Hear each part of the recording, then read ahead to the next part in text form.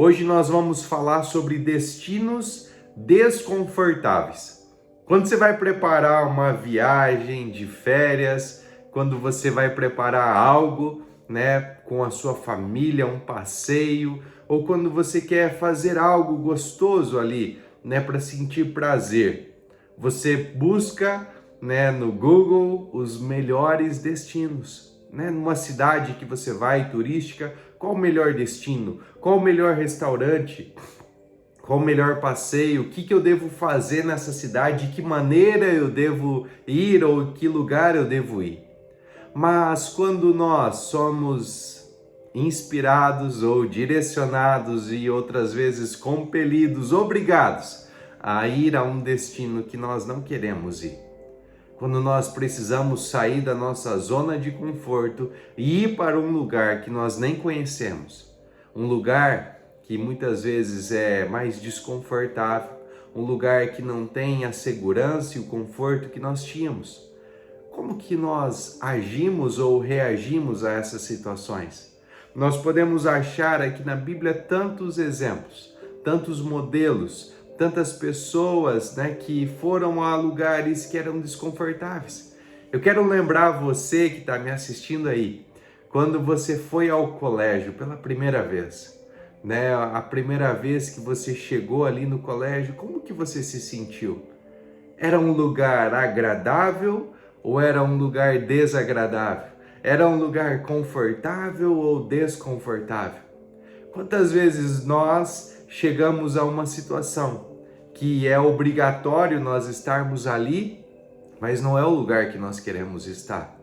Eu lembro do Teodoro quando ele foi o primeiro dia para o colégio, a Eduarda, a primeira vez que ela foi para o colégio, a gente conseguiu criar um ambiente de segurança, foi lá, fez uma amiguinha nova para ela, a professora chegou e ela ficou ali no colégio, ela se sentiu segura. O Teodoro, como ele era mais novinho, tinha mudado a lei, agora ele começava a estudar um ano antes do que a Eduarda.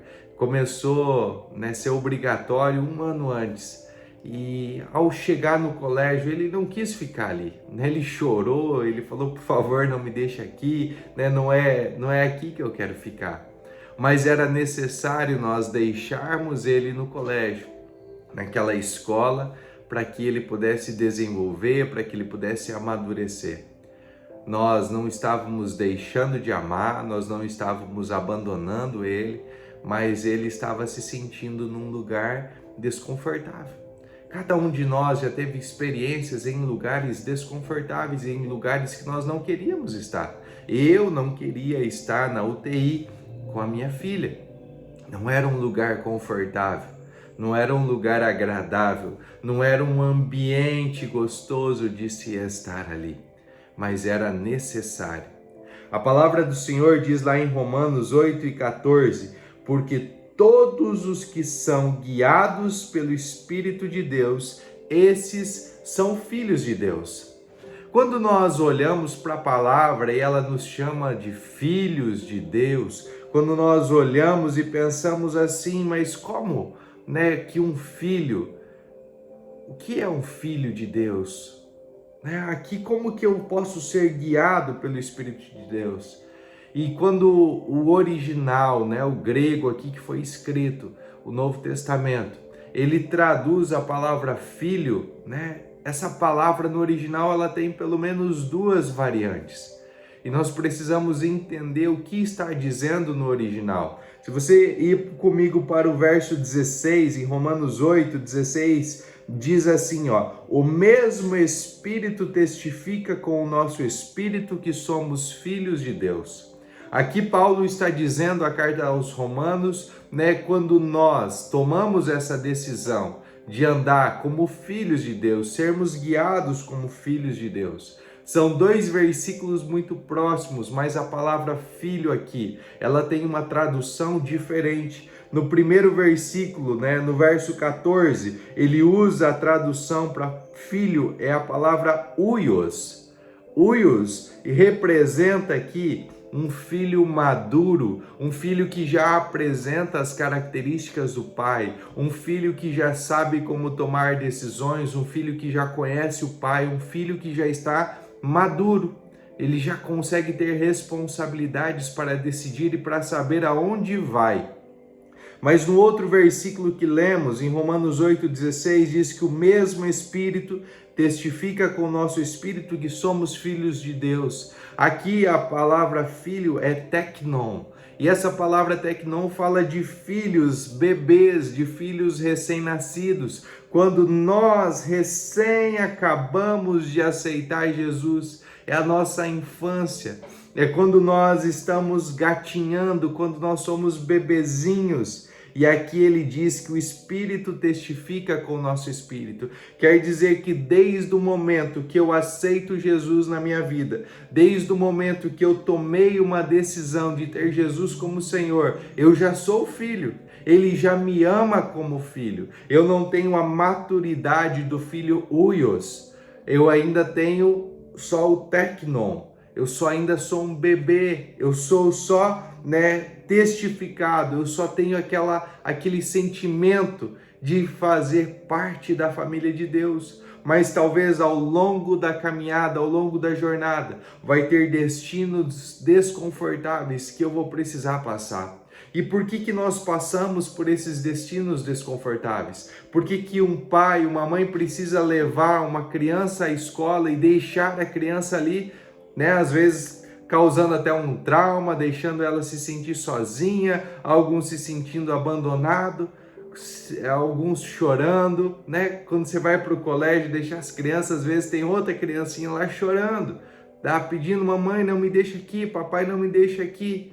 Mas é necessário, o papai, a mamãe deixa a criança lá, porque ela sabe que lá na escola ela vai aprender coisas que vai levar ela para a vida, vai amadurecer, vai fazer com que ela se torne uma pessoa melhor, vai ensinar ela as coisas que ela não conseguiria aprender em casa. Ela vai se relacionar ali com pessoas que ela não conhecia, ela vai começar a amadurecer e ter discernimento das coisas certas e das coisas erradas. Nós precisamos entender o que o Senhor quer fazer com cada um dos destinos que Ele nos leva.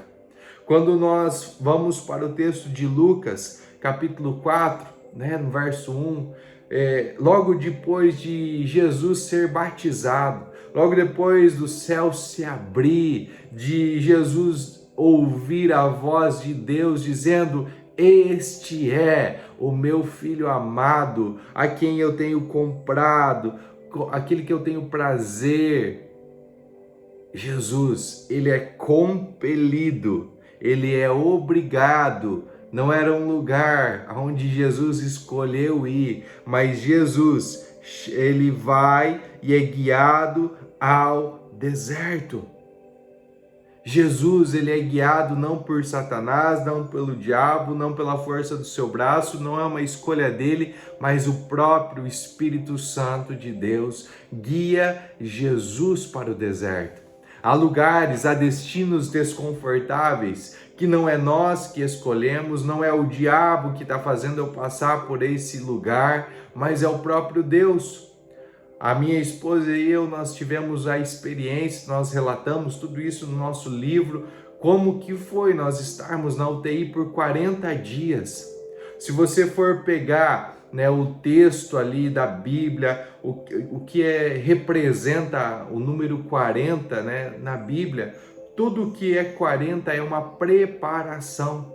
Se você vai para Noé, ele foi preparado por 40 dias, a terra precisou ele ficou 40 dias dentro da arca, depois do dilúvio, para preparar a terra para que ele pudesse ir. Quando Jesus ele foi para o deserto, ele ficou 40 dias ali no deserto, sendo preparado para o seu ministério, para cumprir o seu ministério. Se você olhar para Moisés, eles ficaram 40 anos no deserto, sendo preparados para entrar na terra prometida. Moisés ele ficou 40 dias e 40 noites preparando as tábuas ali da lei, né, onde Deus estava escrevendo as tábuas da lei. Então o 40 na Bíblia ele significa uma preparação. Para que você está passando por esse destino desconfortável? Aonde você está? Você está num lugar, num destino onde é desconfortável? Esse destino desconfortável, esse lugar aonde você está, que é desconfortável, que talvez foi até o próprio Deus que levou você até aí, é para te preparar para um próximo nível, para um próximo lugar. Deus ele está falando: ei, você que é um filho Tecnon, eu quero fazer de você um filho Uios, eu quero que você fique maduro, que você se pareça mais comigo, que você tenha mais as minhas características, que você tenha o meu caráter incutido no seu coração, que agora você não tenha mais a sua mente, mas tenha a mente de Cristo em você. Eu quero te preparar para esse próximo nível, para esse próximo passo. Muitas vezes nós não aceitamos aquilo que Deus tem preparado para nós. Nós não queremos estar no destino aonde Deus quer nos levar. Olha para a vida de Jonas. Jonas, ele era um profeta de Deus, mas ele não era ainda um filho Uios, ele era um filho Tecnon, um título. Ele não disse você estar maduro ou não. Uma pessoa carregar um título, doutor, pastor, padre, bispo, papa, não importa o título que a pessoa carrega antes do nome. Isso não é sinal de maturidade. Não é um sinal que ela é uma pessoa madura. Quantas pessoas você conhece que elas estão no lugar errado e por elas estarem no lugar errado, elas acabam atrapalhando as pessoas que estão à sua volta? Quantas pessoas não obedecem aquilo que Deus está dizendo para elas fazerem, elas não vão para aquele lugar onde Deus está falando para elas irem, e por elas não obedecerem, as pessoas que estão à sua volta são prejudicadas. Se um filho fica dentro da casa dos pais, quando já é a hora dele partir, quando já é a hora dele casar, ele vai ser um atrapalho para os seus pais, vai criar conflito ali. Quantas mães seguram seus filhos ali como pintinhos, mas já são galos formados e precisam sair? Já pensou se uma águia começasse a segurar os seus filhotes ali e aquelas águias grandes, debaixo das asas de outra águia, elas não voariam, elas não fariam aquilo que elas foram chamadas para fazer? Quando Jonas ele é chamado, quando Deus dá uma ordem para Jonas: ei, Jonas, você é um profeta. E aquele termo profeta não falava para ele se ele estava maduro ou não, se ele era um filho Tecnon ou ele era um filho Uios. O que esse Jonas fez? Ele falou: eu não vou para Nínive, eu não vou abençoar o meu inimigo. Ei, muitas vezes nós esquecemos que o que Jesus falou para nós orarmos pelos nossos inimigos, para nós amarmos o nosso inimigo, mas nós falamos: não, eu não vou lá, eu não vou naquela igreja, eu não vou naquele colégio, eu não vou naquela empresa, eu não vou naquela casa, eu não vou conversar com essa pessoa porque ela é minha inimiga, porque eu não me sinto confortável indo lá e conversando com essa pessoa. Jonas, ele era um profeta, mas ele ainda não tinha maturidade para conseguir discernir e fazer aquilo que Deus estava falando para ele fazer. No capítulo 4 do livro de Jonas, você vê o que estava no coração dele. Como ele se irou por Deus ter abençoado a cidade, pelo povo de Nínive ter se arrependido.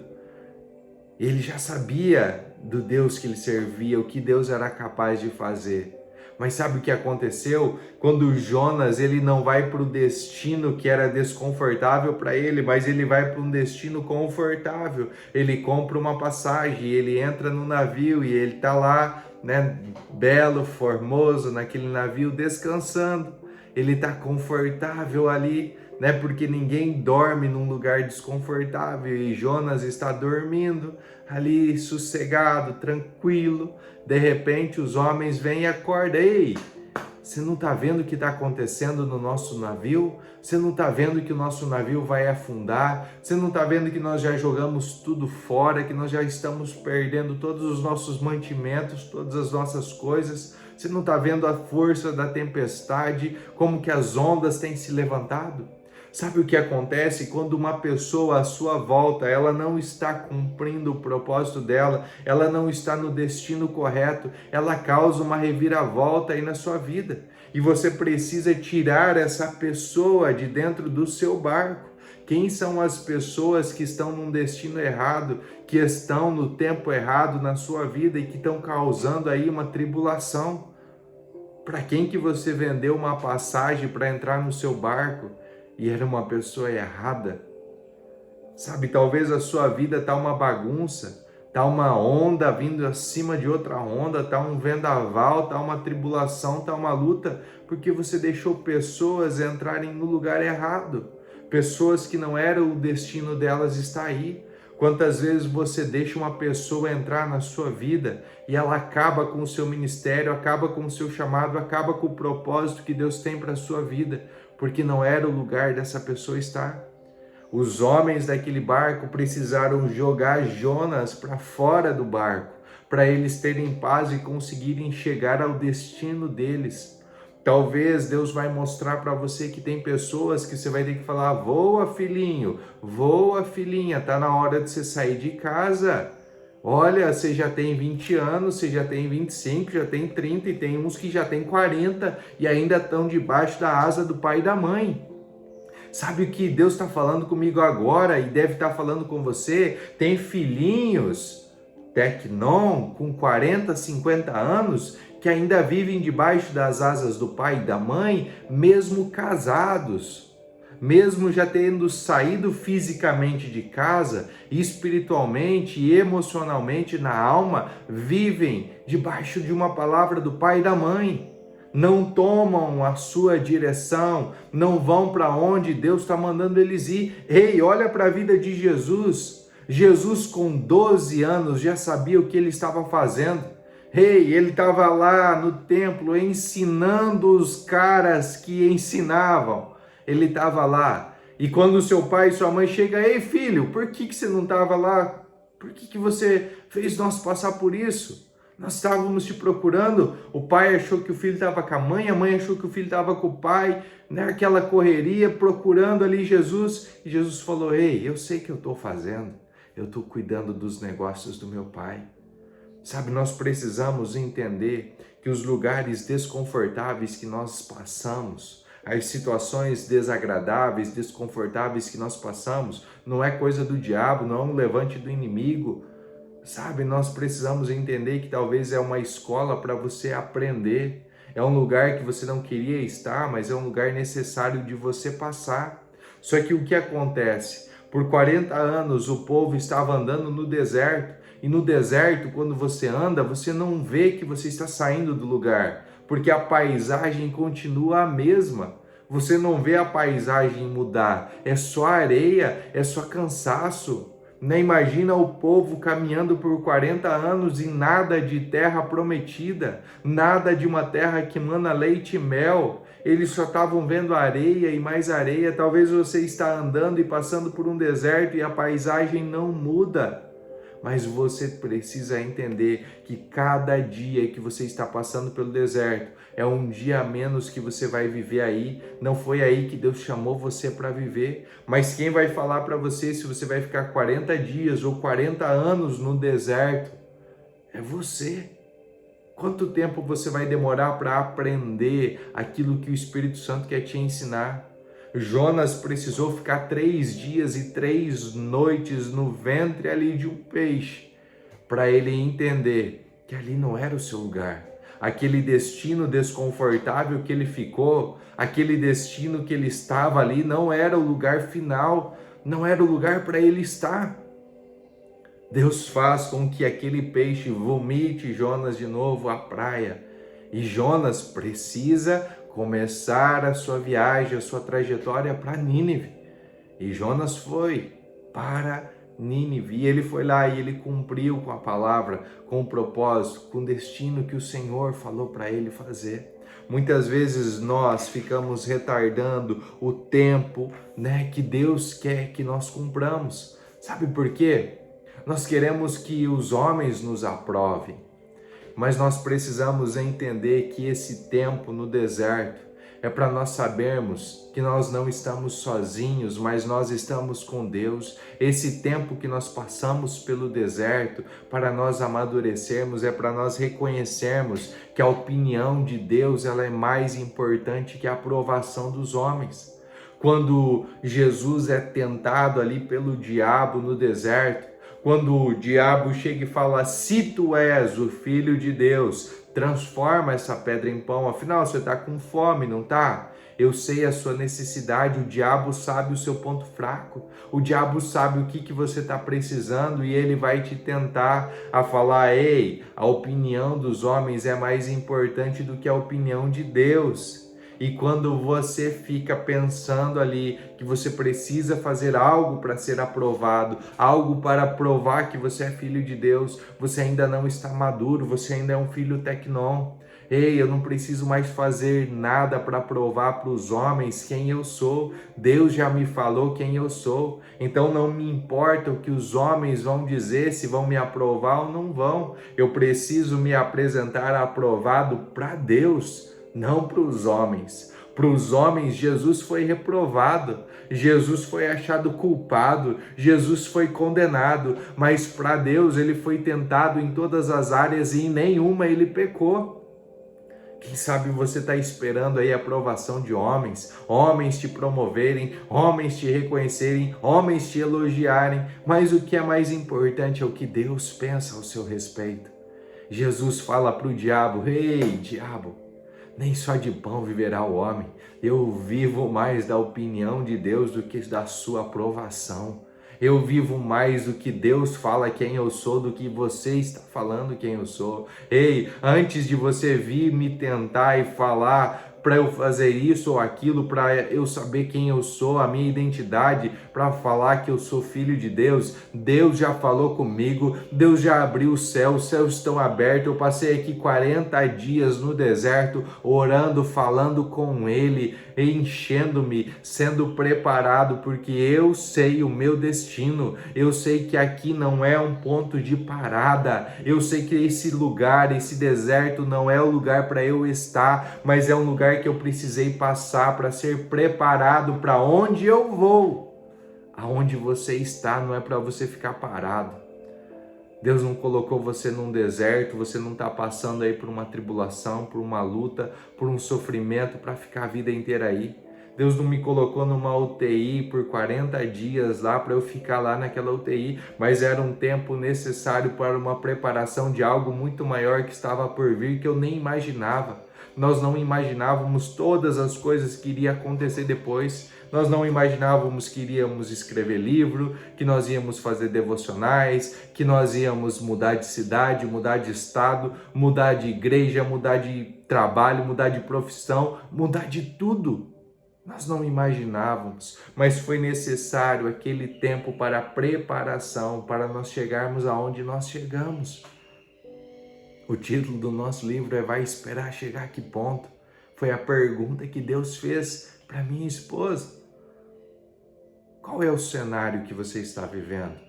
Você é um Jonas que está fugindo do seu propósito, do seu chamado e está atrapalhando outras pessoas? Você deixou um Jonas entrar no seu barco e esse Jonas está atrapalhando o seu propósito de crescer? Esse Jonas pode ser até um filho que atrapalha o seu casamento, que atrapalha as suas finanças, que atrapalha o desenvolvimento do seu casamento, porque ele já é um filho que devia ter sido desmamado, mas tem 40 anos e ainda está mamando em você. Sabe, nós precisamos cortar o cordão umbilical. Quando uma criança nasce, é cortado o cordão umbilical. Pode doer, pode causar um trauma, pode gerar um sofrimento, mas é necessário cortar o cordão. Ele não vai mais se alimentar daquela fonte ali. Agora ele vai ter outra fonte de alimentação. Às vezes você está segurando um bebê aí no colo e você não se deu conta que esse bebê cresceu e que esse alimento, esse leitinho já não é mais suficiente para nutri-lo, para crescer, e ele está estagnado. Ele precisa desenvolver, ele precisa amadurecer, mas enquanto você fica segurando esse bebezinho ali no colo, dando leitinho para ele, ele continua sendo um tecnão e nunca vai chegar a ser um Wills. Então agora você precisa identificar primeiro onde você está, quem te levou aí, quem te trouxe a esse lugar. Se esse destino é desconfortável, não é o lugar para você estar, não é o lugar que Deus quer que você esteja, mas é o lugar que Deus está te preparando, é a escola da sua vida, para você se tornar um filho maduro, um filho parecido com o Pai, um filho que agora consegue discernir e ouvir a voz do Pai e ser guiado pelo Espírito. Sabe, quando nossos filhos são pequenos, nós precisamos pegar eles pelas mãos para atravessar a rua, para levar eles para um destino. Vai ter alguns lugares que nós vamos precisar pegar eles no colo. Vai ter lugares que nós vamos dar liberdade e eles vão correr na nossa frente. Vai ter momentos que eles vão se cair, vão se machucar e nós vamos precisar tornar a pegar eles no colo. Mas o que Deus quer é que em cada um dos processos, em cada um dos lugares que você está passando, Deus possa fazer com que essas experiências que você está tendo amadureçam você. Sabe, Jonas precisou passar ali por essas experiências para que ele pudesse amadurecer. Ele precisou ir.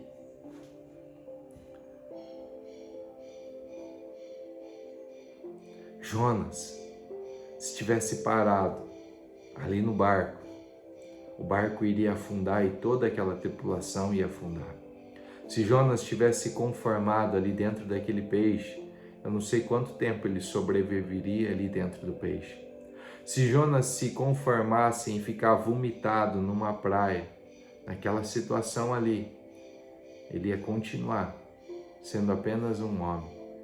Mas quando ele decide obedecer, uma cidade inteira, milhares de homens e mulheres e crianças são salvos. A misericórdia do Senhor se renova. E uma cidade que tinha maldade, como Sodoma e Gomorra, a maldade tinha consumido aquela cidade, se arrepende. Jonas cumpre o seu propósito, mesmo inconformado, mesmo irado com o Senhor, pelo Senhor ter abençoado aquela cidade. Jonas, ele está ali. Eu não sei como que está a sua situação, eu não sei como que você está vivendo. Talvez você se indigna porque outras pessoas, o que está acontecendo com outras pessoas. Ontem nós falamos aqui sobre o perdão, sobre pessoas que te magoaram, te ofenderam, e hoje eu sinto de voltar a esse assunto. Você já conversou com essa pessoa que te ofendeu? Será que o que essa pessoa disse era o que você entendeu era o que ela quis dizer para você? Eu lembrei de um texto aqui, quando Davi está voltando da batalha, umas mulheres ali começam a cantar: Saul matou milhares, mas Davi matou dezenas de milhares. E Saul ali, ele fica irado porque aquelas mulheres estão cantando, e ele fala: o que falta, o que resta para esse menino aí? Só o reino, não tem mais nada, ele já vai tomar o meu reino. Davi já tinha sido ungido, o rei, né? Davi já sabia o propósito que Deus tinha para ele, mas ainda não era o momento. Saul estava vivendo e era o rei, mas ele não estava desfrutando de cumprir o seu propósito. Ele não estava obedecendo, ele estava sacrificando. Muitas pessoas têm o cargo de rei, mas não desfrutam daquilo que o reino oferece. Você sabia que Deus, ele é rei de reis? Quantos reis existem entre nós que não desfrutam do reino, que não desfrutam daquilo que Deus preparou, porque ficam olhando para o próximo rei, olhando para outra pessoa. O que aquelas mulheres talvez estavam dizendo: nosso rei, ele é tão sábio que ele escolheu um soldado, ele escolheu alguém para estar ao seu lado que é melhor do que ele e é 10 vezes melhor do que ele. O nosso rei é tão sábio que ele escolhe pessoas melhores do que ele. Mas em vez de Saul olhar por esse lado, ter essa lógica e falar: nossa, Deus me deu um homem para fazer parte do meu exército. Um homem que eu posso construir ele para deixar um legado, para que quando eu partir, ele venha assumir, ele venha ser o próximo rei. Sabe, Saul, ele só olhou que Davi iria tomar o reinado dele. Mas o coração de Davi, por 2 vezes ele teve a oportunidade de matar Saul, e ele não matou porque ainda não era a hora. Enquanto Saul podia ter tido a oportunidade de ensinar Davi tudo aquilo que ele sabia, para que Davi pudesse assumir o trono e ser o próximo rei, Saul ficou brigando e não conseguiu desfrutar do seu cargo de rei, não conseguiu desfrutar das coisas. Ele ficou perturbado, ele perdeu tempo com aquilo que não era para perder, porque ele ficou olhando para o que a outra pessoa iria receber. Enquanto as pessoas olham para as outras pessoas e se importam com o que os outros vão dizer, a pessoa não consegue viver. Mas quando você parar de olhar para as outras pessoas, se elas te aprovam ou não te aprovam, se elas vão fazer alguma coisa boa ou ruim para você, mas você olhar para Deus e falar: Deus, qual é o teu propósito? Por que eu estou aqui nesse deserto? Deus, por que eu estou aqui em cima desse monte? O que o Senhor quer escrever nessas tábuas? Deus, por que eu preciso passar por essa cidade? Deus, o que o Senhor quer falar para essa cidade? Qual é a mensagem que o Senhor tem para essa cidade? Talvez Deus colocou uma mensagem tão forte aí dentro de você, que ao você passar pela cidade gritando a mensagem de Deus, falando da mensagem que Deus colocou no seu coração, milhares e milhares de pessoas se converterão, se arrependerão dos seus maus caminhos, se voltarão para o Senhor. E aí você vai poder dizer: ei, Deus, o que o Senhor tem hoje para nós? O que o Senhor quer fazer hoje? O que o Senhor tem, Deus, para nós hoje? Talvez você está olhando e a paisagem não muda, você não vê a terra que mana leite e mel, mas você precisa ter a certeza que nesse caminho que você está sendo guiado, que você está sendo instruído, que você está sendo direcionado, você está sendo preparado para amadurecer. Enquanto o filho ainda não é maduro, ele não tem direito à herança, ele ainda não pode desfrutar, ele já é o dono, ele já tem toda aquela herança, mas ele precisa de um tutor, alguém para decidir por ele. Talvez você precise estar debaixo de pessoas que estão decidindo por você. Talvez chegou o tempo de você falar: ei, agora não é mais hora.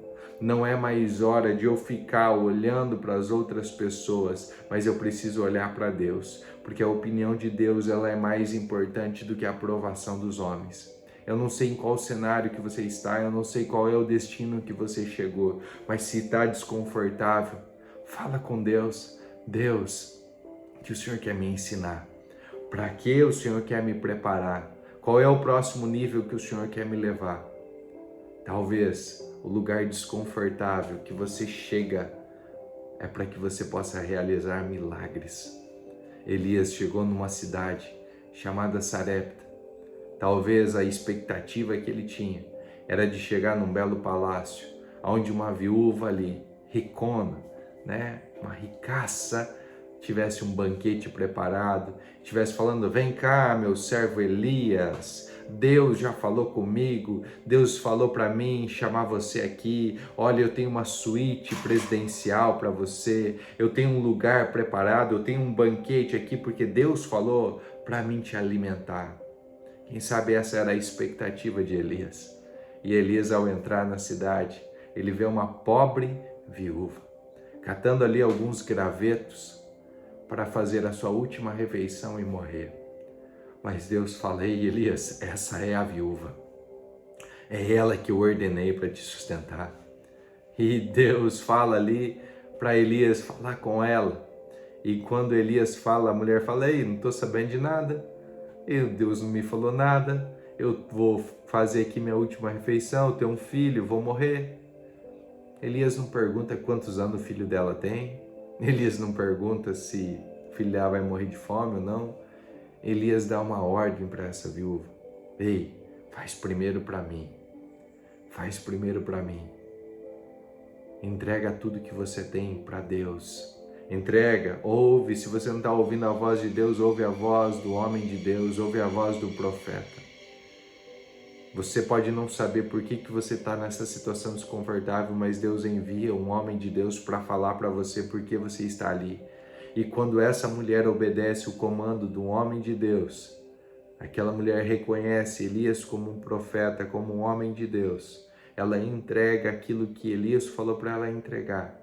Aquela mulher, ela recebe um milagre, onde nunca mais, enquanto teve seca ali, ela teve o que comer, ela teve o que beber, ela teve com o que se sustentar. Enquanto a expectativa dela era morrer, enquanto aquela situação desconfortável estava ali, Deus mandou um homem para transformar aquela situação desconfortável em algo sobrenatural, em algo que ela nunca tinha experimentado.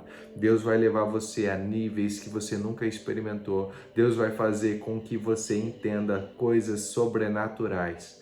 Mas para que você entenda coisas sobrenaturais, você precisa entender que esse Deus sobrenatural, ele realiza algo sobrenatural sobre nossas vidas como se fosse natural, desde que nós obedeçamos. Não fazia sentido nenhum para Noé construir um barco, construir uma arca, para esperar um dilúvio, esperar algo que nunca tinha acontecido. Talvez Deus está te dando uma ordem para você construir algo e você fala, não faz sentido. Eu construir isso, nunca aconteceu, nunca choveu, por que eu vou fazer um barco em terra seca? E Deus está mandando você fazer. Pode levar 100 anos para você construir. Talvez você use isso por alguns dias, por alguns meses, e depois você tem que se desfazer. Deus não quer que você fique olhando para a estrutura. Já pensou se Noé falasse, não Deus, demorei 100 anos para construir a arca, agora você quer que eu abandone ela? Tudo meu esforço, todo meu sacrifício, todo o dinheiro que eu pus nesse negócio aqui, o que eu vou fazer? Sabe, tem negócios que você colocou dinheiro, colocou amor, colocou tua dedicação, colocou teu esforço, que Deus está falando, ei, deixa, essa estrutura não te pertence mais, para onde eu vou te levar, isso aqui vai só te atrapalhar. E tem coisas que você precisa deixar. Eu levei um choque quando Deus falou para mim, olha, você não é mais um vendedor de carros, você não precisa mais disso, deixa essa estrutura para lá, olha, deixa isso, você não vai trazer isso para São Paulo, você não vai fazer isso aqui. Aquilo que você fazia lá era lá. Deixa, abandone lá. E quando eu abandonei, Deus me trouxe outras coisas. Quando você abandonar aquilo que está te prendendo ao seu passado, vai te tirar desse lugar desconfortável e vai te levar a lugares maiores, lugares mais altos, onde Deus quer que você esteja. Mas é necessário que você obedeça. Ou você pode fazer como Moisés, tentar fazer as coisas na força do seu braço e passar 80 anos da sua vida no deserto, enquanto Deus só tinha 40 dias. Em 40 dias ele escreveu tudo o que era para acontecer, tudo que era para fazer. Você pode escolher o que você quer fazer da sua vida. Quanto tempo você vai ficar aí no deserto? Quanto tempo você vai ficar aí nesse destino desconfortável? Era só 40 dias. Você não precisa ficar nem um dia a menos e nem um dia a mais. Foram 40 dias de UTI para nós aprendermos, para nós sermos preparados, para sermos levados. Você não precisa chegar ao ponto que nós chegamos para viver e experimentar aquilo que nós experimentamos. Jesus ficou 40 dias no deserto. Os seus discípulos não precisaram passar 40 dias no deserto. Jesus, ele não esperou a aprovação de homens. Quando os homens te traíram ele continuou sendo Jesus. Ele continuou sendo filho amado. Ele continuou tratando as pessoas como ele tratava, mesmo que elas traíssem ele. Amigo, com um beijo me trai. Judas não deixou de ser amigo de Jesus. Jesus continuou chamando ele de amigo. Judas mudou, Jesus não mudou. Não importa o que você fez, não importa como está o seu coração, Jesus não mudou. E ele está te chamando. Vem de volta. Deus tem um plano aí na sua vida, tem um propósito. E Deus quer que você se torne um filho orgulhoso, um filho com as características do Pai, um filho maduro, um filho que vai ser guiado pelo Espírito Santo. um filho que vai obedecer, que vai ser sensível à sua voz. Essa preparação já acabou. É hora de você ir para o próximo nível. Você vai esperar chegar a que ponto? Tenha um dia abençoado. Se você tem sido tocado aí no seu coração para fazer algo diferente, se você tem sido tocado aí no seu coração para confessar, para abrir o seu coração e você não sabe para quem abrir, se tem coisas que estão te perturbando aí, tem coisas que você não aceita mais, que você está inconformado, você precisa de uma oração, se você precisa de uma direção vinda do alto, do Espírito Santo. Eu não estou aqui para aconselhar você, a minha esposa não está aqui para aconselhar ninguém, mas nós estamos aqui para ensinar você a ouvir a voz do Espírito Santo. Se você precisar de ajuda, nós estamos aqui para ajudar aqueles que querem ser ajudados. Manda uma mensagem, escreve um comentário, nós estamos à disposição. Faça aquilo que o Espírito Santo mandou você fazer. Tenha um dia abençoado. Se você ainda não é inscrito no canal aí no YouTube, se inscreve. Tem o link aí para você se inscrever. Se você não faz parte lá dos Amigos de Jesus, faça parte. Eu mandei um vídeo lá. Pega e compartilha esse vídeo com outras pessoas. Manda aí nos seus grupos de WhatsApp. Pega o link aí do endereço do YouTube, do Instagram. Manda. Eu senti a live de ontem, né, que falava sobre perdão. Eu senti de colocar ela lá no grupo, tá? Se você sentir de compartilhar ela, compartilhe. Se você sentir de curtir, curte. Se você sentir de comentar, comente. Se você assistir ela e ser tocado, fale com Deus aquilo que está te tocando. Eu vou colocar ela agora às 7 horas. Compartilhe ela com o máximo de pessoas que você puder.